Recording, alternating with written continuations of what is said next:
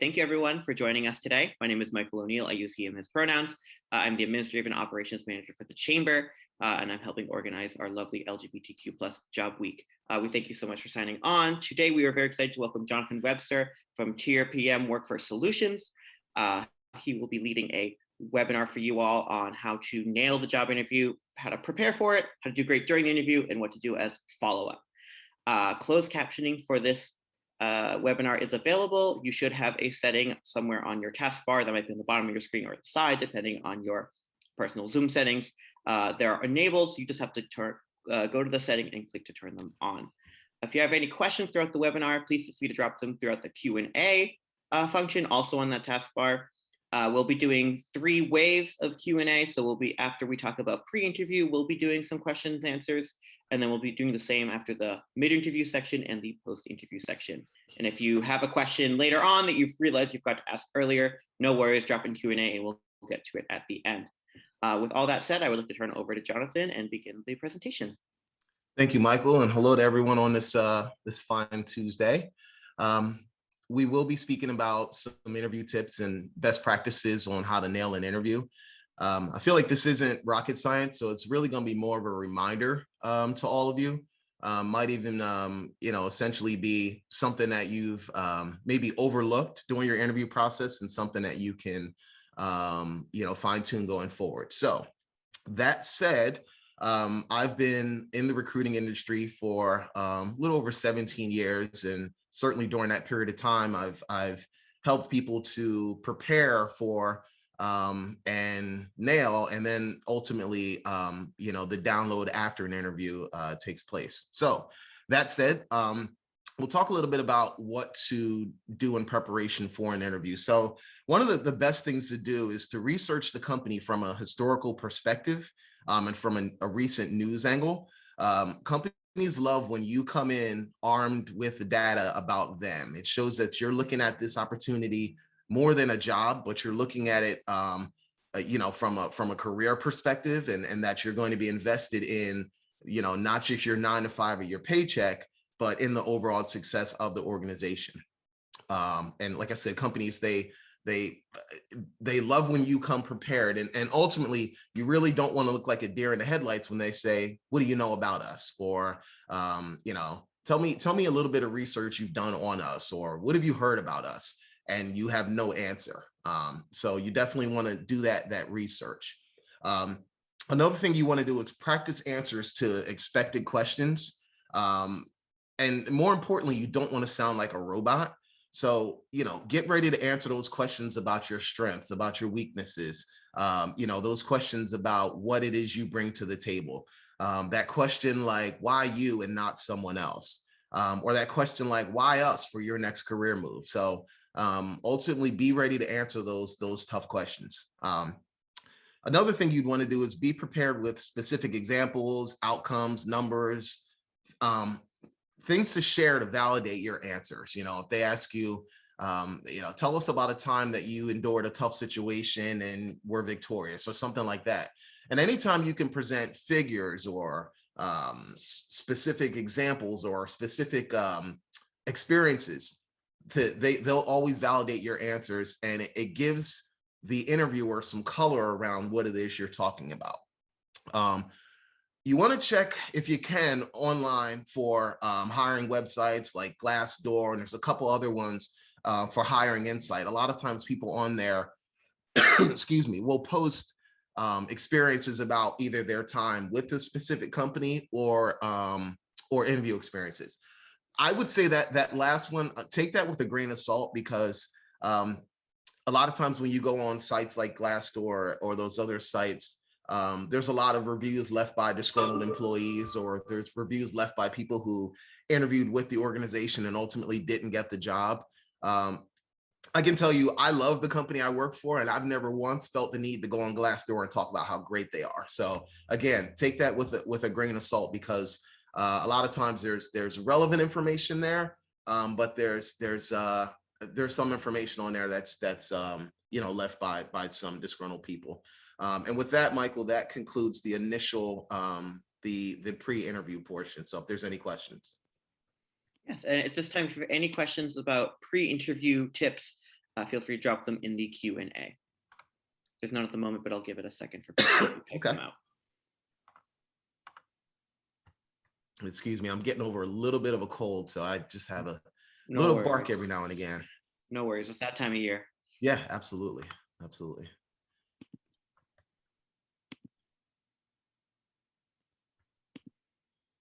All right, looks like we don't have any questions at this moment. If we move on and we don't get to your question, feel free to drop it in Q&A and we'll get to it in the next section. But yeah, go on ahead. Sounds good. So now we'll talk about how to act during the interview and excuse me, and some other ways that for you to nail the interview. So the first thing you want to do is you want to arrive at least 10 to 15 minutes early. Any more than that, because again, interviewers, they don't spend their day interviewing. They have another job that they do. So you really don't want to arrive any more than 10 to 15 minutes early, because you may be pulling that person out of a meeting. You may be pulling that person away from a task that they intended to complete prior to your interview. So 10 to 15 minutes early is not only professional, but it's respectful. It's professional in that, you're showing that you can be punctual, but it's respectful in that you're respecting that person's time. So yeah, no more than 10 to 15 minutes early. Obviously, you want to dress professionally, right? They say dress for the job. I know in the technology industry, we have to be very specific at times because there are some roles where you have what they call a working interview, and so you can't really dress professionally.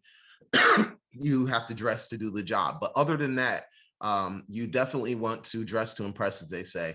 I've never heard of anyone being at an interview overdressed. So, definitely dress to impress. Another thing you want to do is turn your cell phone off. We all know that our cell phones, they go off at various times. And even though everyone in your orbit may know you're interviewing, right? We all get those phone calls about our car warranties, and we all get these phone calls from telemarketers and things like that who have no idea what our schedules look like, nor respect for our time. And so those calls can take place during an interview, and it's definitely, it's definitely a mood breaker inside an interview when your cell phone goes off. Another thing is, and this is just a reminder, always make good eye contact, maintain good posture. Remember, especially someone like me, I wear my emotions all over my face. So you definitely want to be conscious of the face that you're making. Try to give off a positive demeanor. Smile if you can. Nod to acknowledge what the interviewer is saying. Excuse me. And lastly, for this particular portion, you want to stay positive whenever you're speaking about positive work experiences, even if it may have been negative. I like to tell people that you take a negative experience and call it an opportunity. Call it a learning experience, call it whatever you need to put a positive spin on it, because employers ultimately don't like when you speak negatively about another employer, because unless this is the last job you're going to have to speak about that employer at some point as well. And so you definitely want to show that you're not one to speak negatively about a past experience, even if it is negative. Now I want to talk about different types of interviews, and this has changed obviously over the course of time, and certainly over the last 24 months. So your phone interview, you want to make sure you're in a quiet location, no distractions.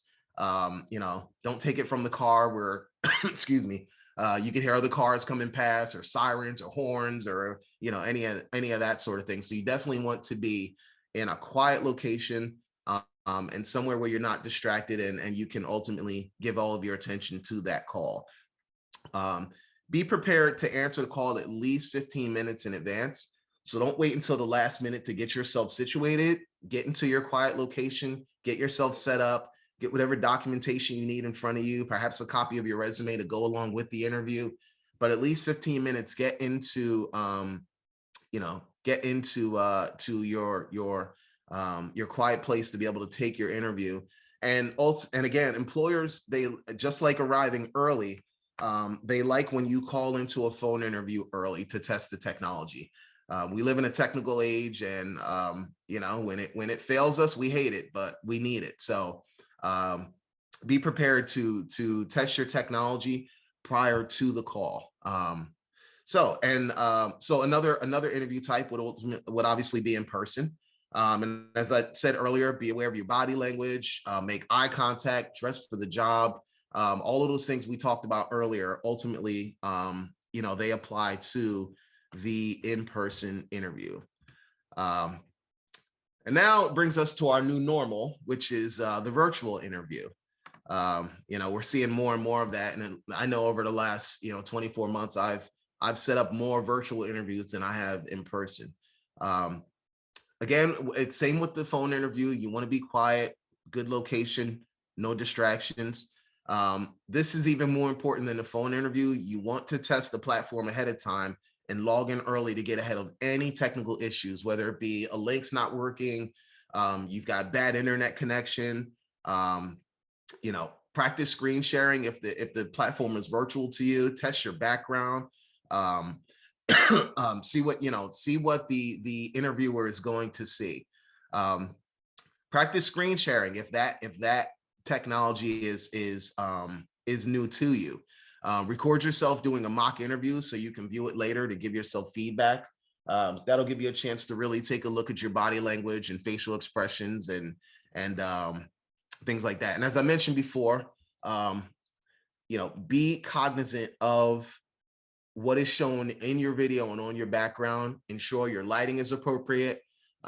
If you have pets or children, make sure that they are not running past you behind you in the screen and things like that. So you want to treat a virtual interview just like you would an in-person interview. Just be more cognizant and work with the technology.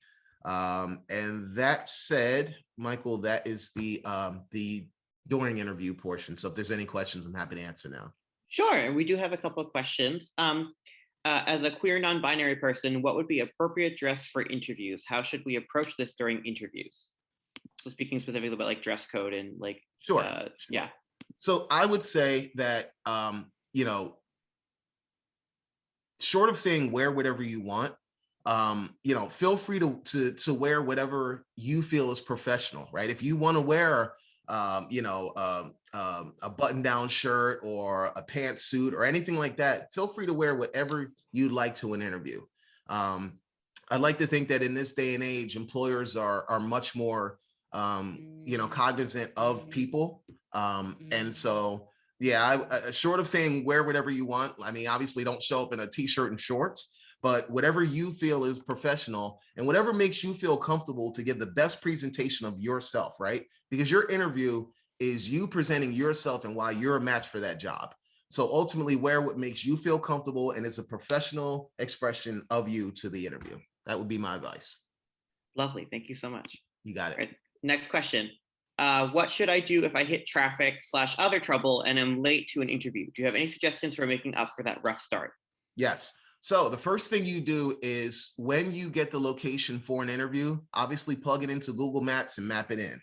Have that discussion with either if you're going through a recruiter, that's awesome because then you can talk to that recruiter and say, hey, I'm going to be going through this portion and it's really unexpected at this given time. I'm going to leave early, but there's a possibility that I may be late. Can you please let the hiring manager know? If you give yourself enough time and God forbid there's an accident or something like that happens, make contact with the organization, just let them know. Say, hey, I apologize. I left early, that such and such happened. I should be there within 10 to 15 minutes and then, apologize again and move forward. More times than not, you'll find that those rough bumps that happen before an interview, they really are icebreakers because as soon as you get in the interview, it's something for you to talk about. And it's something that doesn't involve the job and doesn't involve the interview. And it's just about life.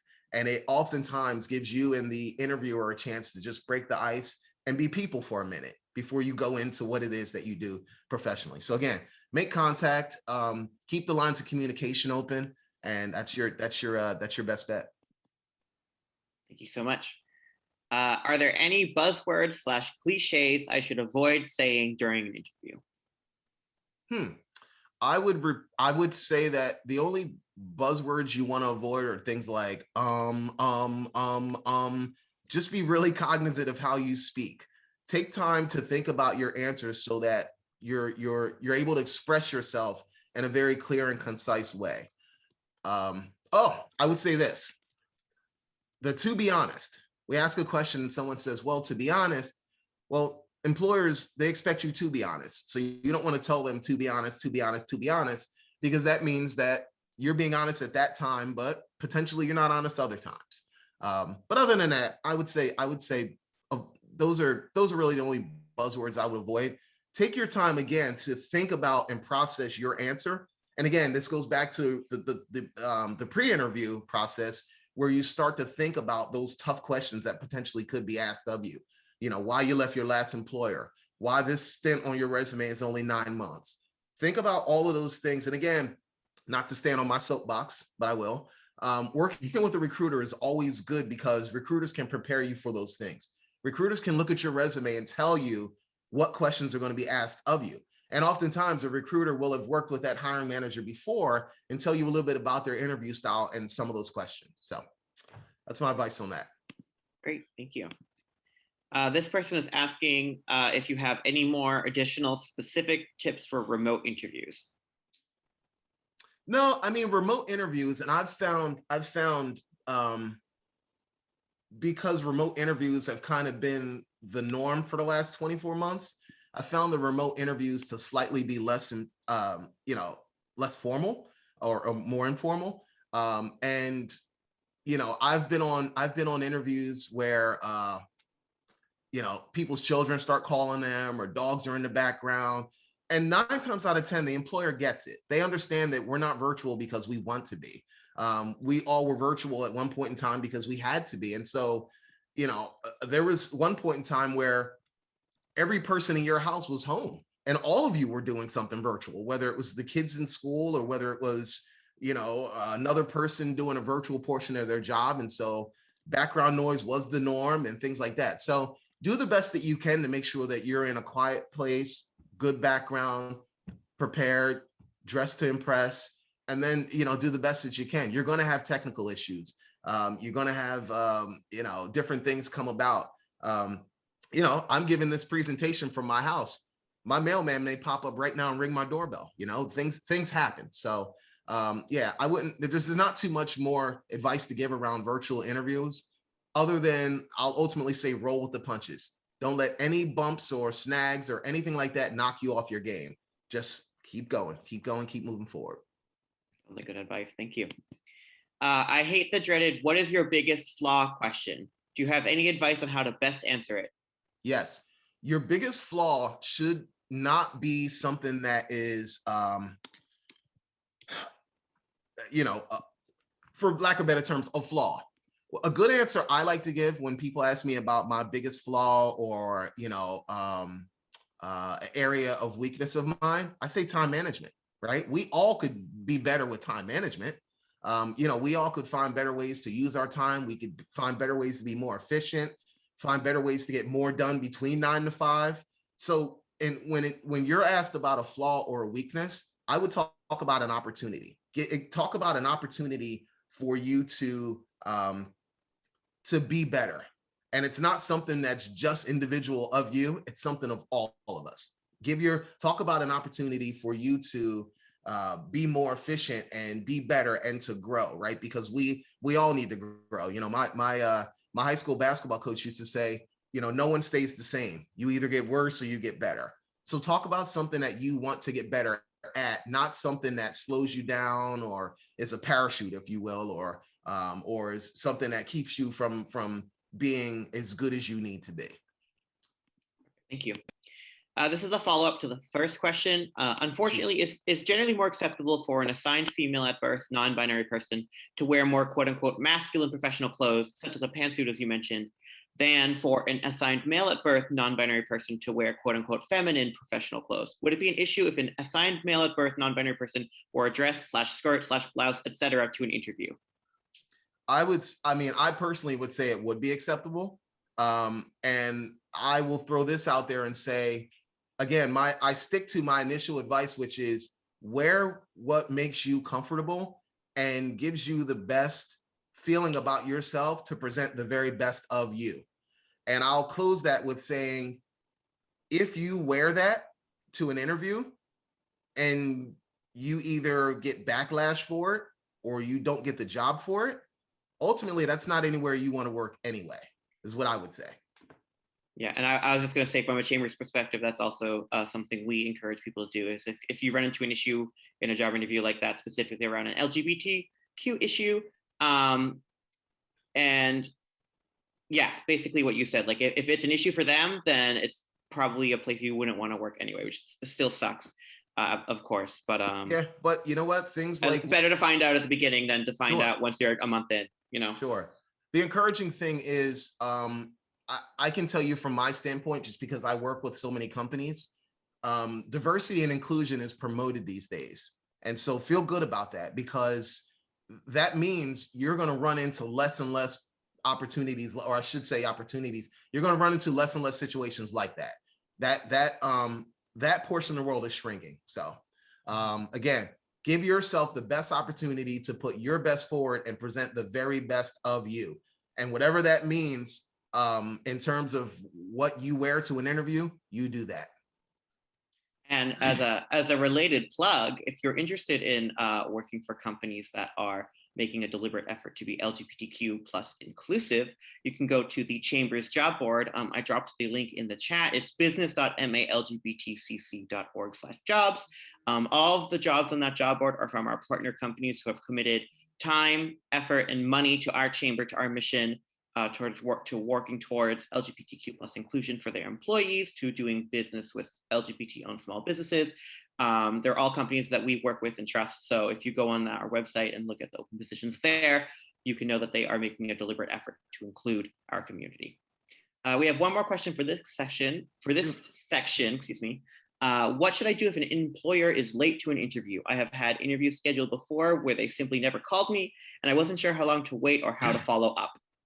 So before I answer that, I'll just say, hiring managers, remember, interviewing it's a very small portion of their job, right? They have to run a division, or hey, they have to run a department, or they have to run a team.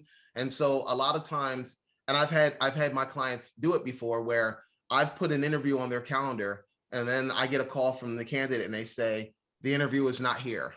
The first thing you want to do is be understanding, because the shoe could be on the other foot, right? We talked earlier about being late to interviews. And again, I'll say this about employers being late. It's a good icebreaker. It's a good icebreaker because it gives you two, a chance, or three, or whatever the panel is, or what have you, gives you a chance to be people for a minute before you go into the, to the inner workings of whatever the job is about. But if you're working through a recruiter, call that recruiter and let him know that the employer's late. I've had times where I'll call a manager and they say, oh my gosh, I totally forgot. And then I'm so sorry, I'll be on the call in 5 minutes. And then they get on the call, or they say, oh my gosh, I'm so sorry. And then they reschedule. Especially in this day and age where companies have had to downsize during the pandemic, and now business is ramping up, but they haven't ramped back up in terms of staff. So a lot of companies are undermanned, they're overworked. And so, you're going to find, unfortunately, opportunities where hiring managers are late to the call. But again, ultimately be understanding, because again, the shoe could be on the other foot, but also be cognizant of it. If it happens oftentimes, if it happens a lot, that could be a red flag. That could be an indicator of sloppy hiring processes. And, that may be somewhere that if it happens often, first, second, and third interview, that may not be somewhere where, where you want to land. That'd be my advice. Perfect. Thank you so much. All right, that's all we have for questions for right now. So I think we can move on to the post-interview section. Awesome. Okay. So post-interview process. And post-interview is, this isn't a one-size-fits-all kind of thing.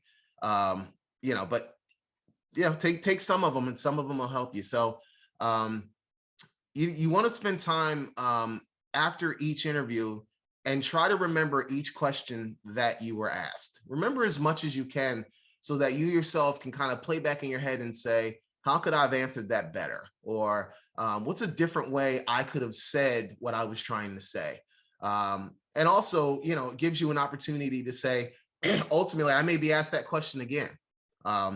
You want to reflect on the answers you gave.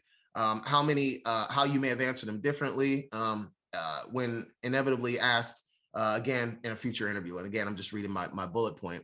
Ask specifically what the next steps will be, when and if it will be appropriate to follow up. It's really good to level set expectations after an interview. How soon you should hear from them. What are the next steps? So that you can kind of map out how the process is moving and you're not caught off guard. They may say, next step is interview with HR, then an interview with the CEO, and then ultimately an offer. So that you know how the process is moving along and what to expect.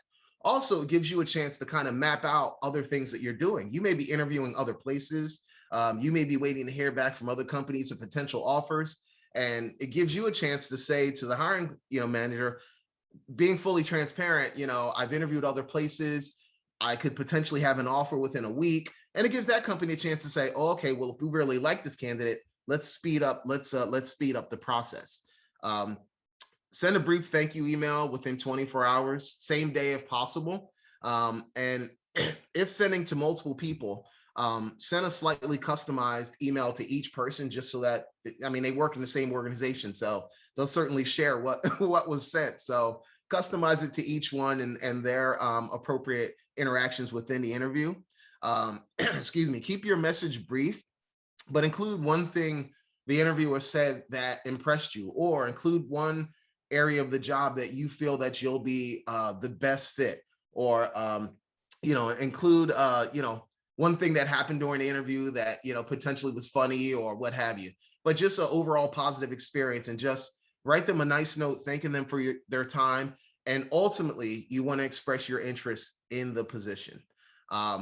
If you're working with a recruiter, call that recruiter after the interview as soon as you can, while it's fresh in your mind, and talk about the interview.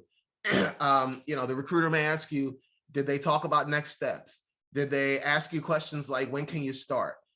Did they ask you that salary question? What was your overall your overall thought about the interview? Something might be something that's on a scale from 1 to 10. How do you think you did? And that'll give the recruiter some information to go back to the hiring manager. A lot of times hiring managers will call me and they'll say, hey, I just interviewed Bob. What did Bob think about us? Remember, an interview, and I'll say this in closing, an interview is a two-way interview.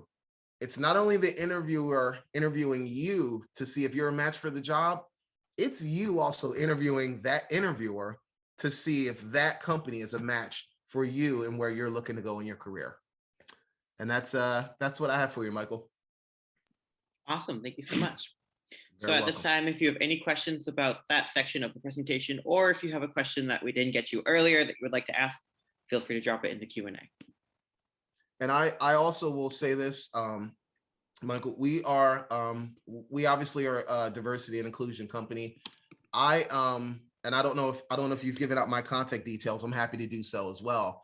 I am available via phone, email, social media. If you have any, individualized questions that you want to ask, if you need tips on pre-interview practices or what to do about, given situation or some advice, I am more than available. I'm more than happy to help you. Please reach out to me. And I just put Jonathan's email in the chat. I actually have one question that got emailed to me by someone who was unable to join today. Sure. So the question is, how long should I wait before assuming that I did not get a second interview or any kind of follow-up? So that is a tricky question because each company has a different hiring process. And again, as I mentioned before, because companies are operating, the word I use is lean. Companies are operating with a lean staff. It may be a week or 2 weeks before you get that second interview call because they're so busy doing other things. And again, not to stand on my soapbox, but working with a recruiter, that's where we kind of add value, because we get to be that person to bug the hiring manager and say, hey, what are your next steps? Are you interested in this candidate? I oftentimes tell my clients, I say, if you're interested in this person, keep the process moving forward, because the more that you interact with a candidate and keep their attention, the more they're likely to accept your job when you offer it to them, even if it is 4 weeks later. So I would wait after an interview. I would wait a week. If you don't hear anything about next steps, I would reach out. I'd reach out and just very, politely say, hi, I'm just following up on our interview that took place on such and such date. Please let me know if there is any other information that you need from me to better help you make a decision, or please let me know what the next steps are. And, most companies will get back to you and they'll either say, you're still in consideration, or unfortunately you weren't selected, or whatever the case may be. But feel free to reach out, after a week or so, and just kind of see where things are and take their temperature.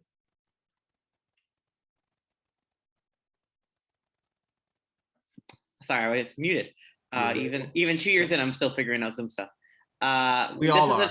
This isn't a question. This person just wanted to say thank you, that this was super helpful to you.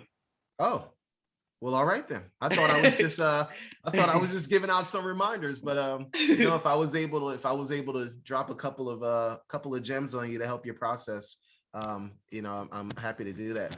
My grandfather used to have a saying: in all things, when people give you advice, it's like, he'd say, it's like eating a piece of chicken, right? He's like, you just chew the meat and you spit out the bones. So not everything someone says to you is going to be profitable for you, but what is, take and, spit the bones out and keep it moving. So.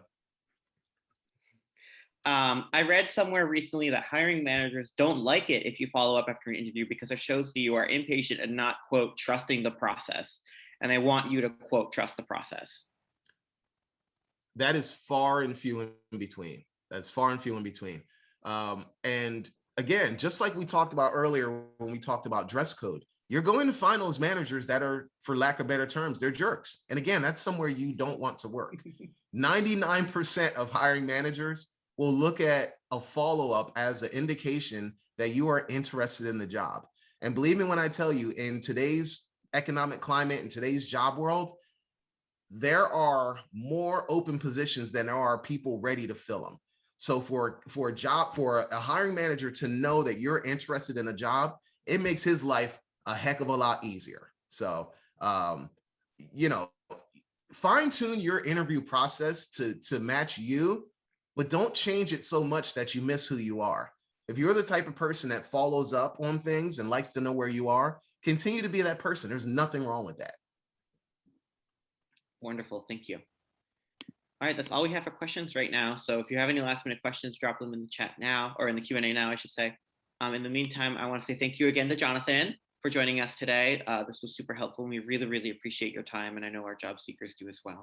My pleasure, and best of luck to everyone out there. And again, if you have any, any one-offs or any, individualized things that you'd like to discuss, by all means, reach out to me and I'll make time for you. Thank you so much. And then thank you to the attendees for joining us today. As you may have heard me mention earlier, we do have another job fair event tomorrow, and our job board is being populated with dozens of jobs at our corporate partners and small business members. So feel free to check both of those out. Those links are in the chat. If you're watching this on recording and you need any of the resources mentioned today, feel free to shoot an email to info@malgbtcc.org, and we'll get you sorted there. Other than that, I want to wish everyone a great day, and thank you all for joining us.